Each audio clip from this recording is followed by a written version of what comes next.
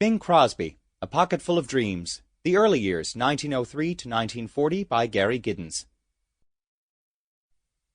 For Leah and Deborah, and Alice, Helen, and Norman, and Rosemary Clooney. It is a pleasure to think about Bing Crosby. Gilbert Seldes, The Public Arts. To be interesting, a man must be complex and elusive, and I rather fancy it must be a great advantage for him to be born outside his proper time and place. Max Beerbohm, Rossetti and His Circle. The bearers of the myth of every decade seem to carry in their hands the axe and the spade to execute and inter the myth of the previous one. Murray Kempton, Part of Our Time. Whatever might have been bad in the first part of his life was surely condemned and reformed by his better judgment. Samuel Johnson, Lives of the Poets. Let us consider the case of a bodily voice. St. Augustine, Confessions. Introduction. There was a time not so long ago when it was truthfully said that no hour of the day or night, year after year, passed without the voice of Bing Crosby being heard somewhere on this earth. Gilbert Seldes, The Public Arts, 1956. His last words were characteristic.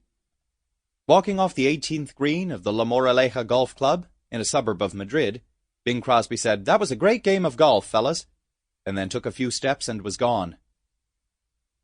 The three Spanish champions who made up the foursome had ribbed the old crooner about his ratty red sweater and white hat, but Bing and Manuel Pinero won by a single stroke and collected $10. Bing had been in a good mood all afternoon, singing and laughing during the 4.5-hour match, shooting a respectable 85, a lot better than his 92 the day before. He was scheduled to hunt partridge in the countryside the next day, then, on Sunday, fly west to the island resort of Palma de Mallorca for more golf before starting home to San Francisco. But after what was to be his last game, shortly after 6:00 p.m. on October 14th, 1977, about 20 yards from the clubhouse, Crosby silently crumpled. The others thought he had slipped. When they realized he had suffered a massive heart attack, they frantically administered oxygen and cardiac tonic injections. An hour later, at Madrid's Hospital de la Cruz Roja, Bing Crosby was pronounced dead on arrival.